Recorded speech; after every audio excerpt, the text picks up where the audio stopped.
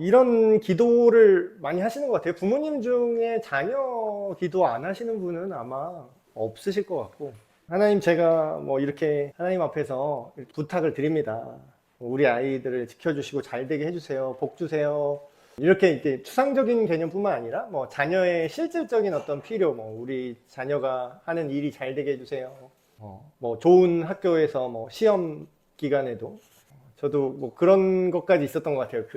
지금은 좀 많이 그렇지 않은 것 같은데, 좀 옛날로 갈수록 교회에서도 그런 걸 했습니다. 이제 수능 특별 기도에 학부모가 많은 교회는 그 수능 시험 기간이 되면은 수능 특별 기도회 이런 거를 했어요.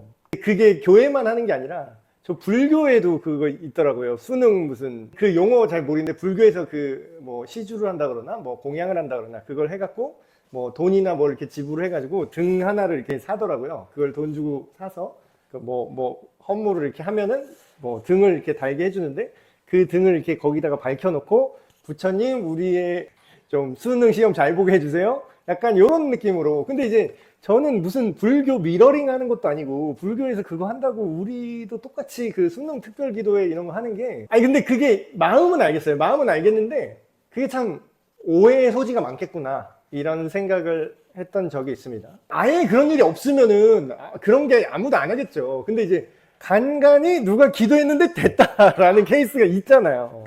그리고 심지어는 뭐 그렇게 지금 되게 유명해진 목사님 중에도 공부를 진짜 안 하시고 공부 성적이 굉장히 안 좋았는데, 고등학교 3학년 때인가 하나님 나 목회자로 나를 부르셨다는데 뭐 나를 목회자를 시키려면 대학을 가야, 신학대학원은 들어가야 뭘 목회자를 할 거 아니에요. 그러니까 난 공부 쌩째 안 했는데 정말 나 목회자 시키실 거면 제가 뭐 시험 잘 보게 하시던가요? 뭐 이런 식으로 이제 기도를 하셨대요. 근데 진짜로 그 공부한 대서만 다 나왔대요, 시험이.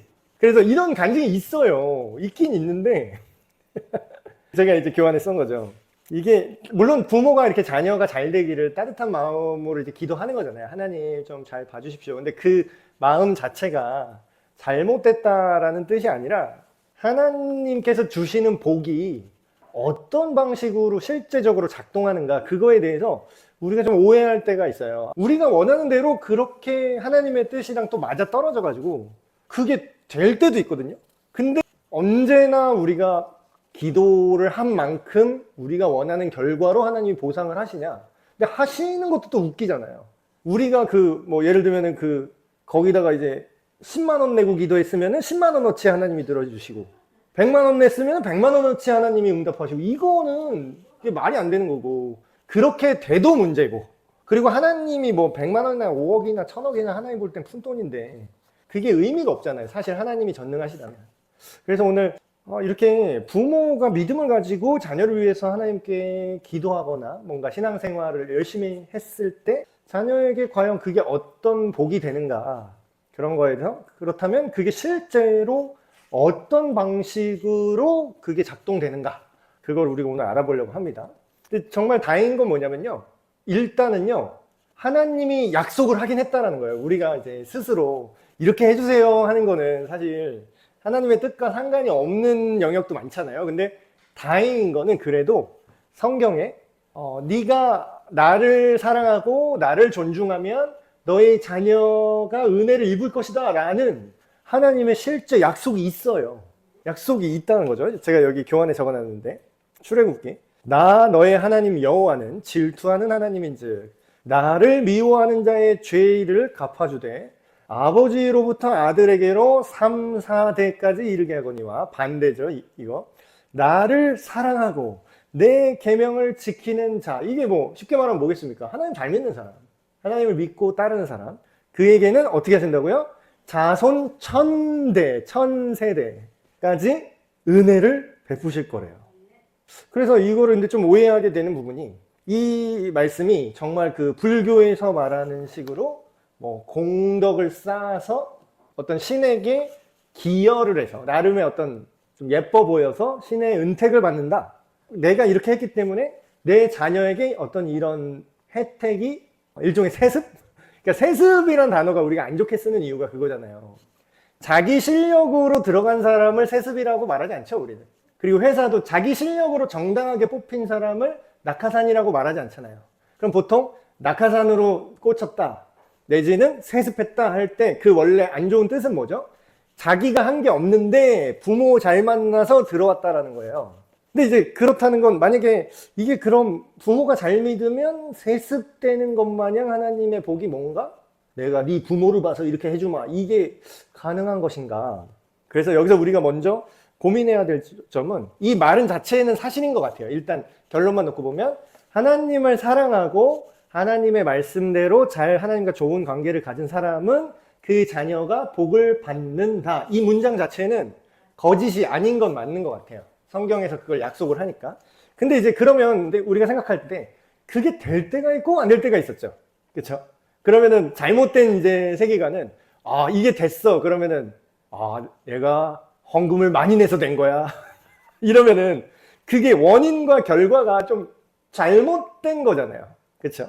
자, 그러면 우리가 이렇게 생각을 해볼 게 이거예요. 하나님을 잘 믿으면 복을 받는 게 맞는 거라고 하나님이 약속을 해놨는데 이상할 때가 있잖아요. 잘 믿는 것처럼 우리가 행동을 하고 잘 믿는 것처럼 보이는 사람도 자녀가 좀 잘 안 되는 것 같기도 하고. 근데 이건 우리한테만 있는 게 아니라 성경에도 그게 써 있거든요. 자, 그 유명한 사무엘 선지자 있죠. 사무엘 선지자가 막 하나님의 음성을 듣고 사무엘 선지자가 하나님한테 얘기를 듣고 그대로 말하는 줄을 그 시대 사람이 못 믿는 사람이 없었대요. 하나님의 뜻을 말하는 줄 다 알았대요. 그 시대 사람들이. 그러면 뭐 사무엘이 하나님을 안 믿으면 누가 믿겠어요. 그렇죠? 근데 사무엘의 아들들 어떻게 나와요? 나중에 사람들이 들고 일어나요. 그 정도로 명망 있는, 예를 들면 요새 말로 하면 진짜 존경받는 뭐 원로 목사님이 된 거죠. 누가 봐도 저 목사님 말은 다 들어야 되는 그 목사님인데 그럼 거기다가 항의하기가 쉬워요, 어려워요? 어렵죠. 개척해갖고 막 한 10만 명 교회를 만들어낸 그 원로 목사님한테, 그런데 그 어려우신 분한테 굳이 성도들이 이렇게 얘기하나, 손 들고 근데 목사님 아들은 형 상태가 안 좋아서 못 믿겠습니다, 이렇게 얘기를 하는 거예요. 그러니까 그런 느낌이에요. 감히 너무 존경스럽고 이분의 사역과 이분이 하나님의 쓰임을 받았다는 건 그 시대 사람이 다 알았는데 그럼에도 불구하고 그걸 무릅쓰고 당신 아들은 당신 같지 않으니 우리가 믿을 수가 없어서 다른 사람 세워야겠습니다. 그게 사무엘한테 했던 말이거든요. 또 아들 이상한 거 케이스 굉장히 많죠. 성경에 선한 왕이 있고 하나님을 사랑하고 그런 왕들이 쭉 있다가도 없다가도 하는데 선한 왕 자식은 선할 줄 알았는데 갑자기 막 우상숭배 엄청 하고. 그러니까 그게 복불복처럼 보이는 성경 본문들이 굉장히 많아요. 이상한 사무랑 타락해갖고 이상한데 그 아들 요나단은 또 괜찮은 사람이었죠. 그럼 뭐가 뭔지 모르겠어요, 이러면. 그럼 우리가 여기서 생각해봐야 될 게 이거예요. 하나님을 잘 믿는다는 게 도대체 뭘까요? 하나님을 잘 믿는다는 거. 자, 그러면 사무엘 선지자는 하나님을 잘 못 믿어서 그 아들이 이상하게 됐을까요? 그것도 참, 그렇다고 욕하기에는 사무엘 선지자가 해놓은 게 너무 많아. 그쵸? 그리고 이거는 현대에도 그거 있어요. 지금 뭐, 현실을 얘기해서 죄송하지만, 그 사랑의 교회 그 전 목사님, 옥하는 목사님, 돌아가신 분이죠. 그분이 살아생전에 너무 존경스럽고 엄청나게 신실하게 목회를 하신 분을 부정한 사람이 없어요. 근데 그 아드님이 어떻게 됐죠? 옥성호 집사님이었다. 이제 집사하고 뭐고 다 때려쳤죠. 옥성호 씨라고 완전 안티 기독교인 되셨습니다. 기독교는 없고 막 다 거짓말이고 성경 개 쓰레기고 막 이러고 홍보하고 다녀요, 지금. 그 옥하는 목사님의 아들이. 그러니까 물론 안타까운 현실이지만, 그러면 옥 목사님이 믿음이 없었네, 옥 목사님이 가짜였네, 자녀 교육도 못하고 가짜였네, 이렇게 말할 수 있을까요? 그러니까 이게 우리가 이런 사안에 대해서 굉장히 입체적으로 좀 생각을 해야 된다는 거죠. 근데 우리가 좀 잘못 판단하는 게 인과관계를 우리가 혼동할 때가 굉장히 많아요. 예를 들면 잘 믿는다라는 거를 우리가 판단할 때, 예를 들면 교회를 안 빠져, 주일 예배에 이 사람이 안 빠져요. 그리고 헌금을 열심히 내요. 그리고 많이 내요. 그리고 뭐 교회에서 살아요. 제가 아는 어떤 이제 집사님 얘기인데, 이분은 그 교회 부목사님보다 교회에 오래 있어요. 부목사님도 월요일 날은 퇴근을 하시잖아요. 근데 이분은 교회에서 하는 모든 행사를 주중에 다 하셔. 다 따라다녀. 그래서 누가 봐도 이분이 믿음이 없을 거라는 생각을 안 하죠. 아니, 실제로 믿음이 없으면 그런 자기 헌신을 못 하잖아요. 뭐 그분은 한가해서 그래요. 그러면 이제 봉사하는 시간, 그런 거 보면은 우리 일반적으로 생각할 때 하나님을 잘 믿는다고 생각합니까? 잘 안 믿는다고 생각합니까? 당연히 잘 믿는다고 생각하죠. 그리고 실제로 잘 믿는 사람일 확률이 높죠. 왜냐하면 대가를 지불하는 거는 입으로만 믿는 사람은 굉장히 많은데 자기 시간, 자기 돈, 자기의 어떤 에너지를 거기다 쏟는다는 건 사실 진짜 믿는 확률이 상당히 높죠. 근데 이제 우리가 착각하는 게 인과관계 오류라고 비슷한데 아닐 수도 있다는 걸 우리가 잊을 때가 있어요. 자, 예를 들면 우리 아들이 농구를 되게 좋아하는데 농구를 잘하면 키가 클까요? 농구를 열심히 하면 키가 클 거야. 아, 왜? 저기 농구 선수들 다 키 봐. 다 크잖아. 자, 농구를 잘하면 키가 큰다 라고 생각했던 이유가 농구 잘하는 프로 선수들은 다 키가 크잖아. 이렇게 생각을 합니다. 자, 근데 뒤집어 말하면 키가 큰 사람이 농구할 때 유리하죠. 그래서 거기 가 있는 거지, 그 사람이 농구를 해서 키가 큰 거는 그럴 수도 있고 아닐 수도 있어요. 자, 이게 인과관계에 오르거든요. 자, 교회에 안 빠지고 열심히 하는 사람이 믿음이 좋은 사람은요, 보통은 특별히 무슨 사유가 있지 않는 한 예배에 빠지지 않습니다. 맞아요. 특별히 무슨 이벤트가 있지 않는 한. 자, 근데 그 반대는 예배에 안 빠지면 무조건 믿음이 좋다. 그 반대는 성립이 안 될 수도 있어요. 마치 농구 선수는 키가 크다. 농구를 하면 키가 커진다. 이건 전혀 별개의 변수인 것처럼요. 자, 이것도 마찬가지죠. 그럼 성경에서 말하는 우리가 하나님을 잘 믿는다라는 기준은 뭐냐면 하나님과의 관계의 질이에요. 질, 퀄리티. 물론 질만 중요하고 양은 필요 없다라는 건 아닙니다. 질이 좋은 사람들은 양도 늘어날 수 있겠죠. 그러니까 하나님을 잘 신뢰할수록 그 하나님과 함께 보내는 시간이 즐겁고 행복할까요? 아, 이번 했으니까 이제 그만하자 이렇게 할까요? 아니, 어떤 사람이랑 잘 맞고 대화가 잘 되면 그 사람이랑 자주 만나서 대화를 하는 게 나한테 기쁨이 되고 나한테 채워짐이 되면은 자주 만나서 얘기를 하겠죠. 그래서 기도 많이 하는 것도 이 양으로 접근하잖아요, 보통. 아, 기도 많이 하면 믿음이 좋다 이렇게 얘기하죠. 근데 저기 계룡산에 있는 분들도 기도를 엄청 하세요. 뉴스에 나오더라고요. 뭐 불법 기도처에서 쓰레기가 많이 나오고 거기에 불법으로 막 촛불 켜놓고 막 그래서 산에 막 화재 난다. 그래서 누가 취재하라고 이상한 산에 바위 밑에 어디 들어가지도 못하는 그런 등산로도 아닌 이상한 바위 틈바구니로 이렇게 들어가니까 그 공간에서 막 기도하는 자리 만들어 놓은 사람도 있더라고요. 약간 무속적인 분들인 것 같은데. 그 사람들이 기도를 엄청 많이 합니다. 기도를 많이 하니까 하나님을 잘 믿는 건가요? 그러니까. 근데 반대로 말하면 정말로 성경대로 하나님 잘 믿는 사람이 하나님과 기도했을 때 소통이 있고 체험이 있어요. 응답이 있고. 그리고 내 마음이 하나님의 마음을 알게 돼서 채널이 열리는 것처럼 평안이 생겨요. 그런 사람이 한번 맛을 보면 기도를 계속 하고 싶을까요? 아우, 됐다. 오늘 할당 채웠다. 이제 그만해야지. 이럴까요? 그러니까 양과 질은 사실 같이 엮여 있는 겁니다. 신명기에 이런 말씀이 나옵니다. 이스라엘아 들으라.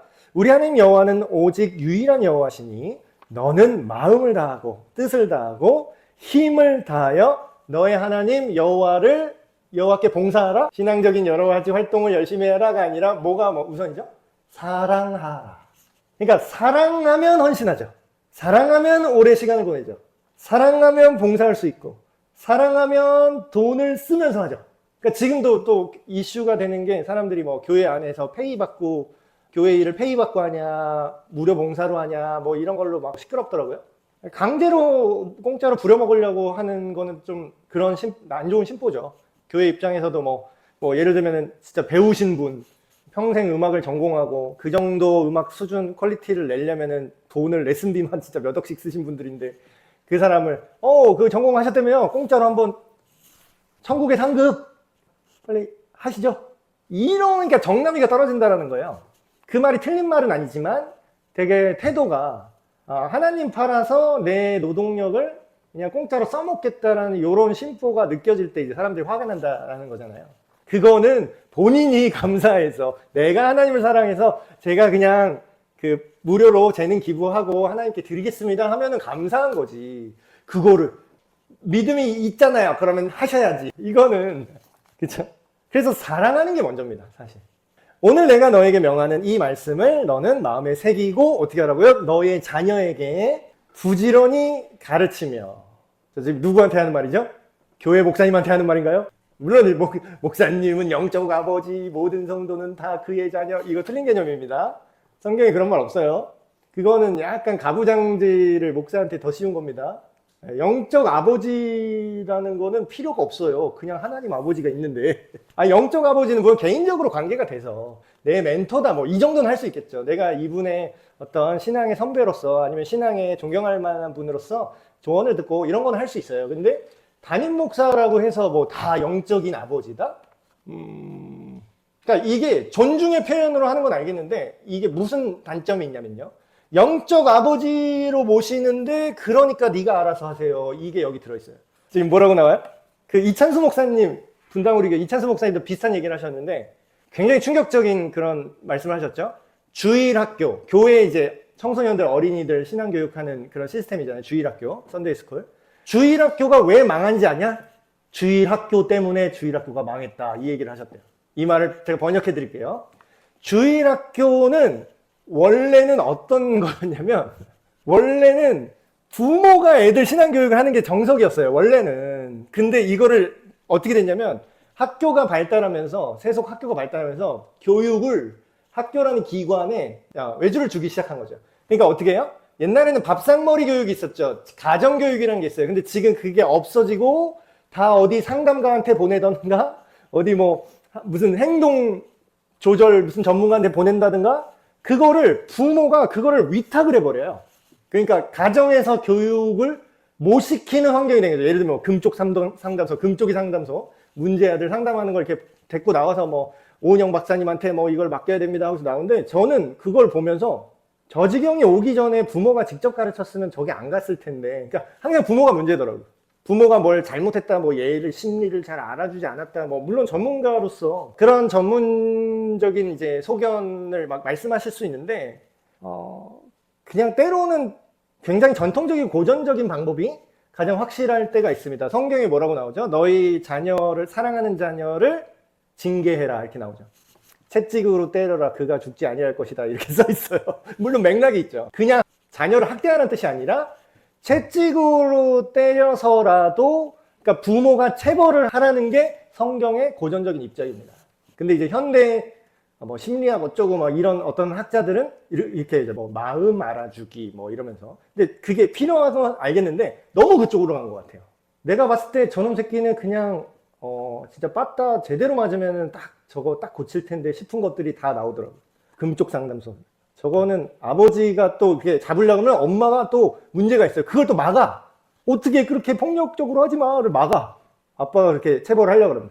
그래 놓고서 자기는 자기 애한테 맞아. 엄마가 막. 자기 애한테 막 뺨 맞고 이래요. 이 말씀으로 다시 돌아올게요. 이 말씀을 너는 마음에, 이 말씀이라는 건 하나님의 뜻인데 하나님의 가르침을 너의 마음에 먼저 새기고 너의 자녀에게 부지런히 가르치자. 누구한테만 하는 말이에요? 부모한테 하는 말입니다. 담임 목사한테 하는 말이 아니라. 제사장이 자기 이스라엘 백성 자녀 교육을 대신 해준 적이 역사에 없어요. 역사에. 제사장도 아니지만 현대 사역자가 제사장은 아니지만 하나님을 예배하고 하나님의 말씀을 함께 나누고 이렇게 해서 훈련된 사람이긴 맞지만 그를 영적 아버지로 모신다면서 모든 자녀 교육의 책임을 언제부턴가 교회의 주일학교라는 시스템에 양도를 해버렸다라는 거예요. 좋은 말로 양도지 뭐예요? 떠넘겼다라는 거예요. 교회에 보내면 내 자식은 알아서 하나님 잘 믿겠지. 엄청난 착각입니다. 엄청난 착각이에요. 뭐 얘기해요? 여기서 말씀에서는 부모가 자녀에게 하나님의 뜻을 가르치며 집에 앉았을 때든지 길을 갈 때든지 누워 있을 때든지 일어날 때든지 이 하나님의 말씀을 어떻게 하라고요? 강론하래요. 서로 나누고 토론하고 생각하라는 거죠. 그래서 실제로 유대인들은 이게 굉장히 잘 돼 있습니다. 밥상머리 교육. 밥상에서 이게 식사 자리에서 자녀와 하나님 말씀을 이렇게 한 절 딱 던져놓고 토론을 해요. 자녀는. 하나님이 이렇게 얘기하셨는데 너는 어떻게 생각하니? 지금 세상 사람들은 이렇게 사는데 너는 이 문제에 대해서 어떻게 생각해? 네 생각이 그렇다면 그게 왜 맞는지 얘기를 해봐.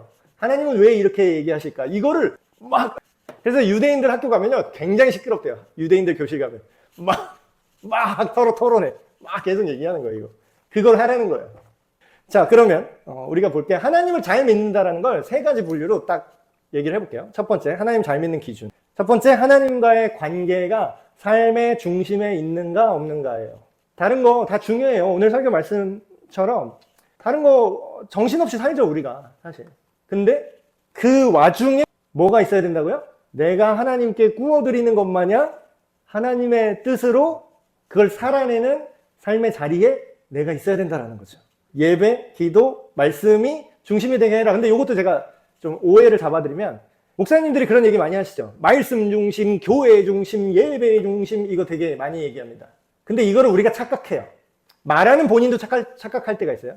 지금 말하는 말씀 중심, 기도 중심, 교회 중심, 예배 중심으로 살아야 됩니다. 이 뜻이 정말로 교회 생활만 하라는 뜻입니까? 자, 교회가 이 건물만 교회면 이 말이 맞아요. 교회에 나와서 교회 행사만 열심히 하고 밖에서는 집에서는 잔식밥은 안 차려줘도 교회 식당 밥은 하는 그런 게 그 뜻인 줄 알았어요. 과거 세대일수록. 근데 성경은 정확히 말하면 뭐라고 얘기하냐면 교회가 우리 모이는 이 모임만 교회라 그래요. 예수님 믿는 너가 교회라 그래요. 그렇죠? 그러면 교회 중심으로 산다는 건 이 지역 교회 중심으로 산다는 의미가 될 수도 있지만 네가 밖에서 살아가는 모든 인생 중에서 예수님 안에서 살아가는 그 삶의 중심을 가지고 살라는 뜻도 되는 거죠. 근데 왜 둘 다 맞는데 하나를 버리고 교회 안에만 올인해야 신앙이 좋다라고 여기니까 어떻게 돼요? 오히려 밖에서 이상하게 행동하고 여기만 오면 갑자기 이중인격자처럼 행동하는 사람들이 생겼다 그래요. 심지어 이거 어디서 이제 방송에서 어떤 사람이 나왔나? 그래서 얘기하는데 자기네 부모님이 그렇게 교회를 열심히 다니시는데 집에만 들어오면 그렇게 쌍욕을 하신대. 그러면서 교회에 딱 나가서 교회 사람한테 어머 집사님 하면서 막 은혜가 그걸 보고서 그 믿음이 없는 자녀가 징그러웠대요. 징그럽지 않겠습니까?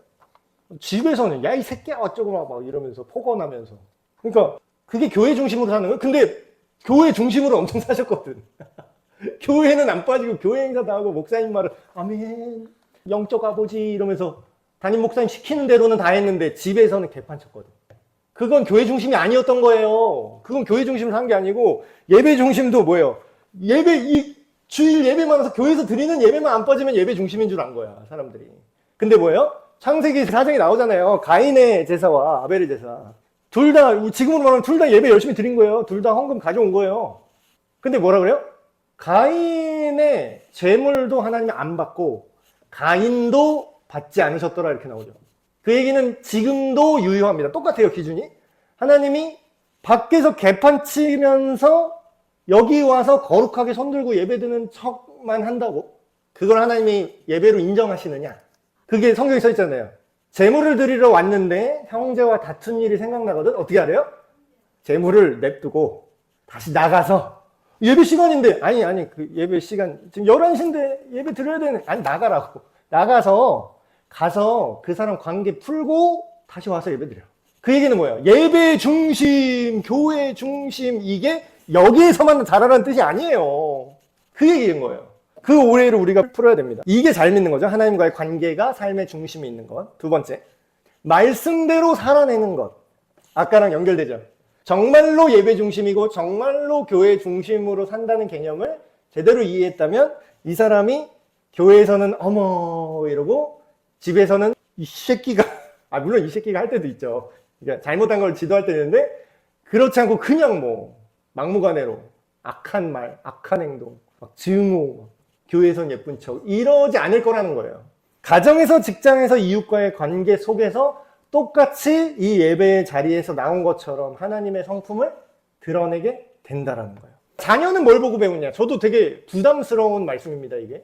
제가 아무리 목사래도 제가 뭐 그 훌륭하신 옥하는 목사님도 그 아들이 그렇게 되시잖아요. 그래도 저도 똑같이 생각했어요, 옛날부터. 이게 자기 혼자 잘 믿는다고 이게 내 자식이 자동으로 그 하나님이 너는 이렇게 사역을 잘했으니까 내가 너를 봐서 네 자녀를 구원하겠다 이런 게 없어요. 구원은요 지극히 1대1의 관계인 겁니다. 근데 그러면 목사님 이게 그럼 전혀 상관이 없나요? 상관이 있긴 해요. 이따 뒤에 설명을 드릴 텐데 어쨌든 잘 믿는다는 건 뭐냐? 자녀가 부모를 봤을 때 진짜 잘 믿는다는 걸 뭘 보고 느끼냐면은 부모가 하는 어떤 그런 신앙적인 종교적인 어떤 행동을 보고 배우는 거는 없어요 사실. 보세요. 자녀가 예수님이 누군지도 모르고 성경도 관심이 없는 자녀가 있다고 칩시다. 그 자녀가 있는데 부모님이 계속 교회에 안 빠지고 나와. 그러면 이게 믿음이 좋은지 안 좋은지는 별로 관심이 없어요. 부모님이 막 뭐 봉사 열심히 하고 다니고 그러면은 그냥 동아리 활동 이게 진하게 빠지셨네 이렇게 느끼지. 정말 하나님의 사람인가? 이걸 전혀 느끼지 않나요? 근데 실제로 하나님의 사람인가 느끼는 건 뭐죠?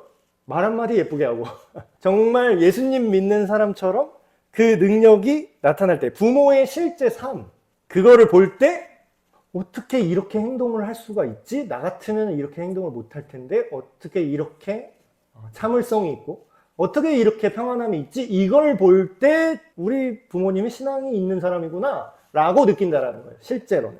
세 번째, 진짜 믿는 사람의 특징. 신앙을 나만 갖고 있는 게 아니라 다른 사람에게 전수하는 사람이죠. 하나님을 잘 믿는다는 거.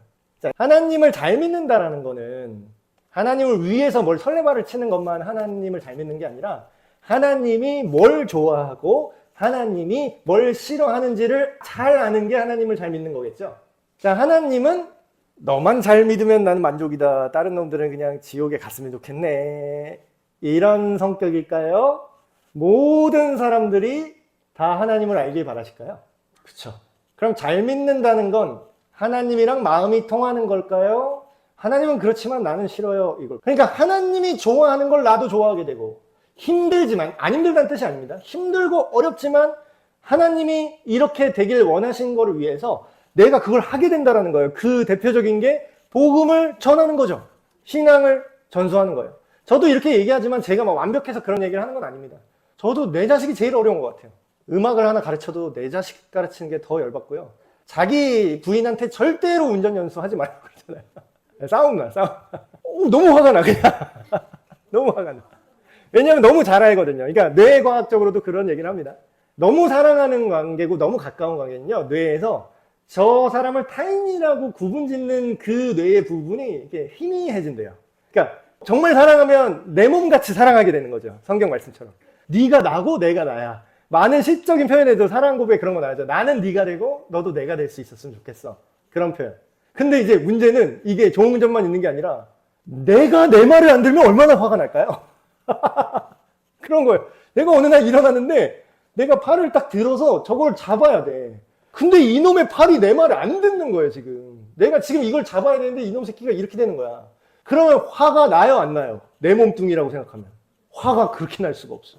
남한테 부탁하면 별로 안 친한 사람, 저거 좀 집어주시겠습니까? 그러면서 내 게 아니니까 되게 일부러 막 존중하려고 그러고 내 마음대로 안 돼도 그런가 보다. 해주면 좋고 아니면 뭐 어쩔 수 없죠. 이렇게 하는데 내 자식이 말을 안 듣면 저놈 새끼가 이렇게 되는 거예요, 그냥. 근데 문제는 내 자식이 이렇게 내 마음도 안 되지만 결론적으로는 최종적으로 어떻게 해야 돼요? 이거를 전수해야 되는 거예요. 근데 너무 어렵죠. 그래서 그걸 도와주는 기관이 뭐냐? 교회 학교인 겁니다. 이거를 내가 너무 하고 싶은데 이 지원 사격을 받아서 이렇게 함께 힘을 합쳐서 자녀를 하나님께로 이끄는 게 교회 주일학교예요. 네가 하세요가 아니라. 그러니까 원래는 내가 해야 될 일인데 교회가 도와주니 얼마나 감사해.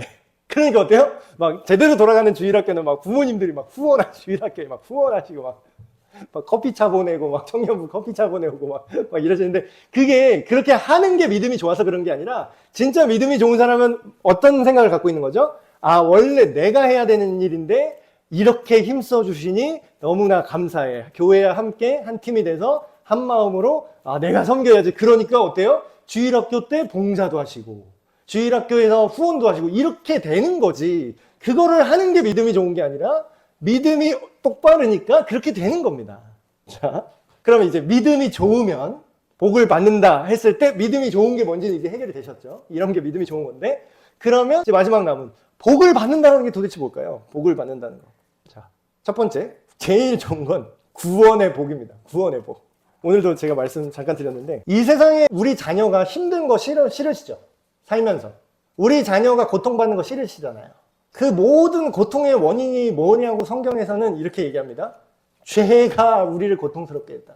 자녀가 타락하는 걸 원치 않으시죠? 자녀가 선한, 온전한 가치관을 갖길 원하세요? 왜곡되고 삐뚤어진 가치관을 갖길 원하세요? 당연히 좋은 거 원하시지 않으세요? 그쵸? 그게 구원입니다. 하나님께서 주시는 구원 안에 그게 있어요. 죄에서 벗어나서 하나님의 자녀가 되는 것. 이게 모든 복 중에 가장 근본인 복이에요. 여기부터 복이 출발하고 시작되는 겁니다. 그래서 복의 근원은 누구라 그래요? 찬송가 가사에 됐죠?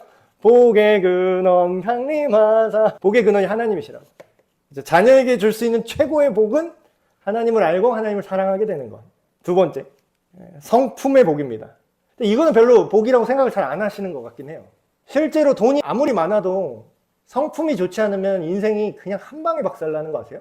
요즘 학교 다니는 청소년 중에서 그 일진놀이하고 애들 괴롭히는 애들이 있긴 있는데, 옛날부터 많이 줄어드는데, 요즘 일진들은 제가 소문을 듣는데 깜짝 놀랐어요.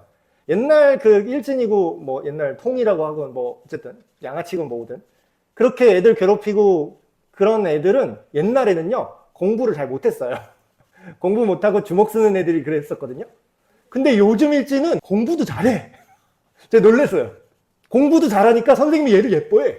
근데 뒤에서는 애들이 이간질하고 애들 조종하고 막 괴롭히고 그런데요. 대장놀이하고. 되게 신기하죠. 걔네들이 의사 변호사 돼요. 공부 잘하니까. 걔네들이 뭐 예쁘고 잘생기니까 연예인도 돼요. 근데 나중에 어떻게 되죠? 한 방에 훅 갑니다. 제가 학교 다닐 때 나 때리고 다녔는데 그러면 이제 연예인 누구누구 학폭 논란. 걔 광고 이제 다 물어줘야 돼요. 걔 CF 찍었잖아요. 그거 위약금 다 물어내야 됩니다. 광고라는 게 뭐예요?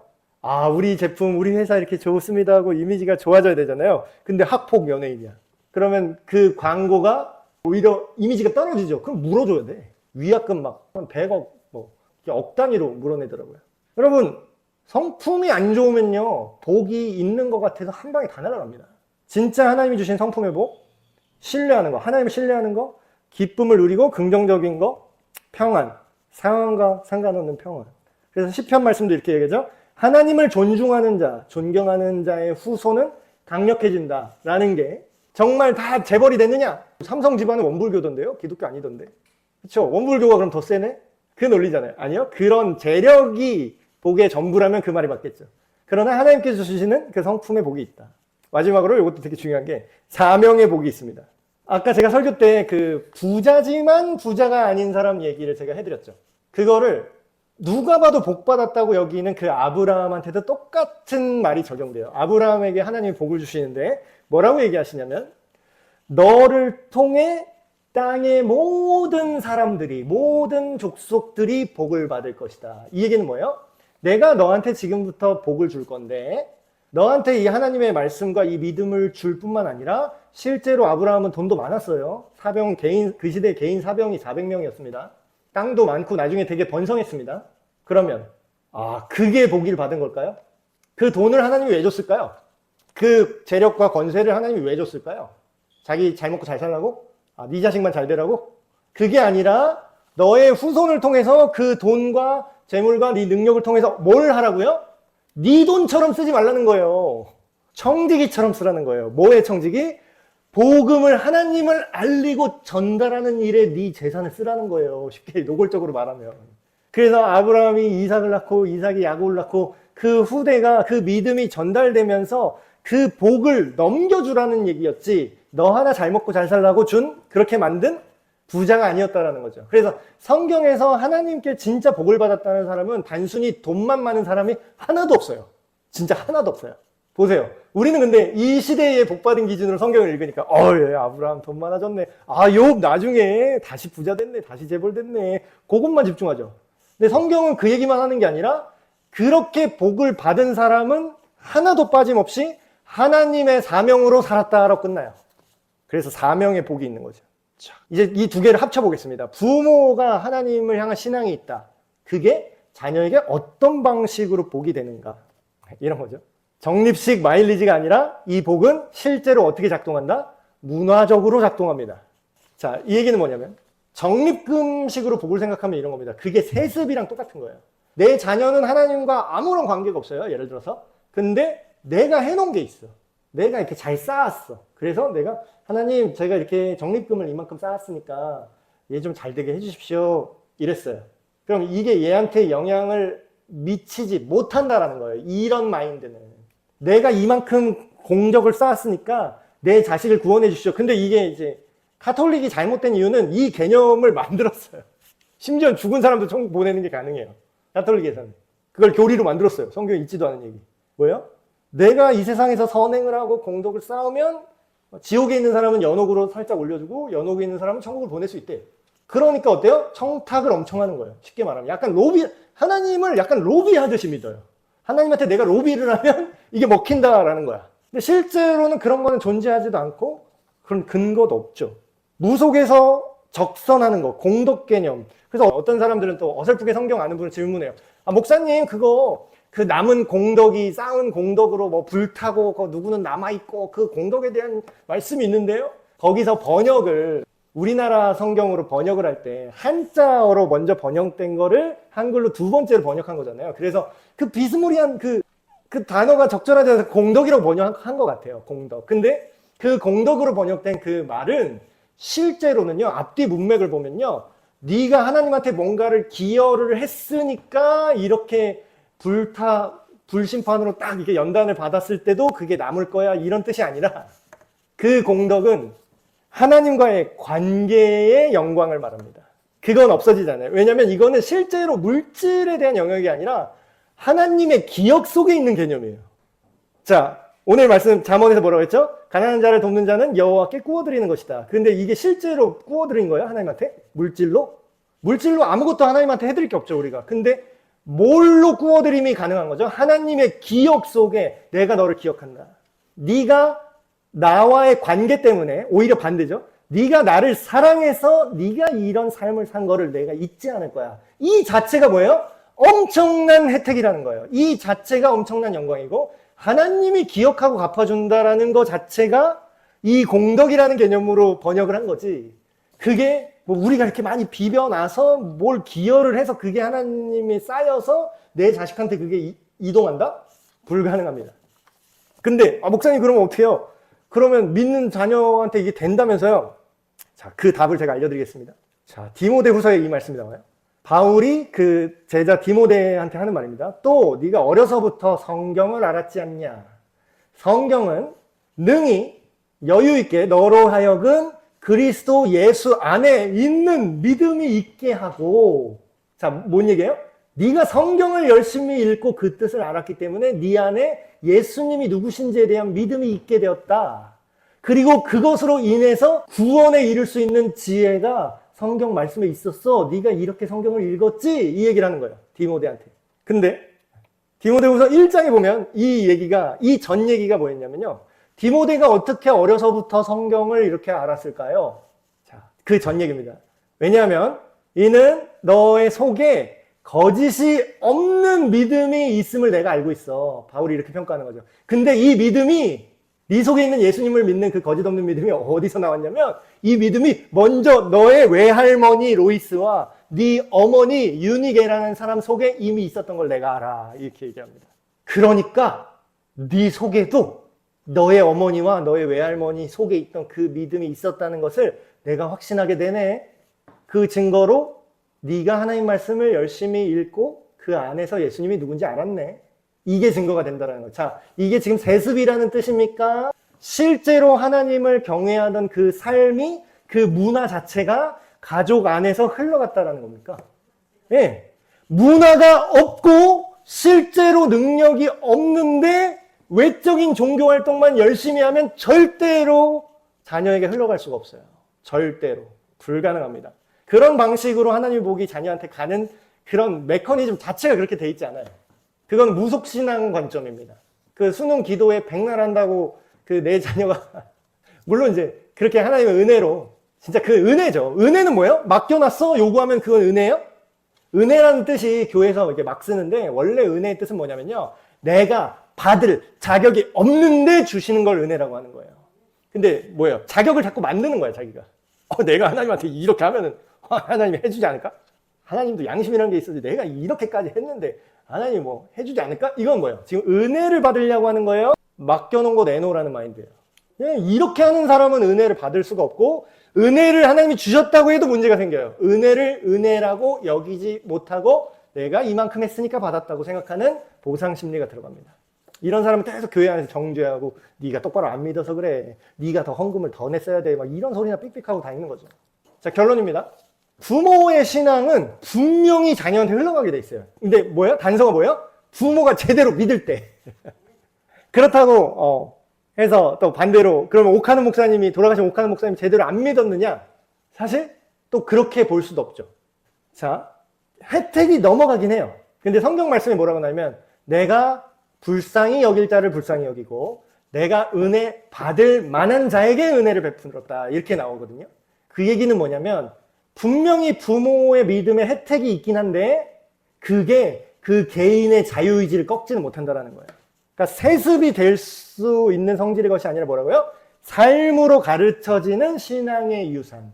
공로가 전이되는 유산이 아니라, 물질이 넘어가는 유산이 아니라 그 마음의 태도와 하나님을 향한 사랑과 그 존중의 문화가 유산처럼 전달된다는 거예요.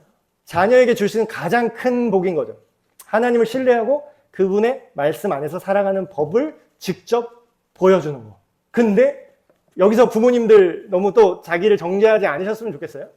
저는 사무엘이 자녀 교육을 실패했다, 뭐 이런 평가를 듣고, 뭐 돌아가신 고 오카노 목사님께서 자녀 신앙 교육에 실패했다, 객관적인 평가는 뭐 그럴 수 있겠죠. 결과로만 보면은 그 뭐 성공한 건 아니잖아요. 근데 그게 오롯이 사무엘이 똑바로 하나님을 안 믿었기 때문이다. 오카노 목사님이 하나님을 사실 제대로 믿은 게 아니라 가짜였다. 저는 그거에 동의할 수 없어요. 왜냐하면 성경에 보면요, 진짜 악한 왕인데 그 아들이 하나님의 말씀대로 순종하고 회복된 케이스도 나오고요, 그 반대 케이스도 나오거든요. 근데 문제는 이 은혜가 이렇게 흘러가는 건 맞는데 그거를 본인이 진짜 이악 물고 거절하는 경우도 나올 수 있다는 겁니다. 그래서 우리가 항상 이런 신앙의 영역에서 누군가를 이렇게 함부로 판단하거나, 함부로 네가 이렇게 안 해, 이렇게 했으면 이렇게 됐을 텐데 너는 이렇게 안 했으니까 이렇게 된 거야, 그렇게 함부로 말하기보다는 큰 이 하나님의 원리를 잘 나부터 먼저 잘 알고 계신 상태에서 그런 사람들에게 이 길로 좀 이끌어줄 수 있는, 그리고 그렇게 자녀 교육 때문에, 자녀 신앙 교육 때문에, 저를 포함해서 자녀 신앙 교육 때문에 고민하는 분들에게 네가 똑바로 안 믿어서 그래 라고 속을 그렇게 긁어놓는 폭력적인 말을 안 하셨으면 좋겠어요. 그래서 오히려 함께 격려하면서, 아 그래, 우리가 진짜 자녀들한테 진짜 삶으로 보여주고, 우리가 예수님에 대해서 공부시키는 게 아니라 정말 예수님의 사랑이 내가 얼마나 기뻐졌는지, 그걸로 인해서 내가 얼마나 회복됐는지를 함께 이렇게 좀 친구한테 말하듯이, 내 몸이 내 말 안 듣는다고 생각 안 하고 그렇게 잘 천대에 이르기까지 하나님의 은혜를 흘려보낼 수 있는 저와 여러분이 되셨으면 좋겠습니다. 기도하고 마치겠습니다. 하나님 아버지, 부모가 하나님을 잘 믿으면 과연 자녀가 복을 받는가, 이 질문으로 이야기를 나눴습니다. 말씀에 하나님의 신실하신 약속에는 나를 사랑하고 내 계명을 지키는 자에게는 그 자손 천대까지 그 은혜를 내릴 것이라는 하나님의 약속을 붙듭니다. 이제 우리가 이 약속을 붙들고 공로를 쌓듯이 무속신앙처럼 하나님을 대하는 것이 아니라 온전한 하나님의 사랑으로 그 이미 갚을 수 없는 하나님의 은혜에 감사하여서 이것의 증인으로 내 자녀에게도 증언하게 하시고, 하나님의 사랑을, 하나님께 받은 그 사랑을 내 자녀에게도 충만하게 흘려보내는 우리가 되게 하여 주시옵소서. 우리 주 예수 그리스도의 이름으로 기도하옵나이다. 아멘.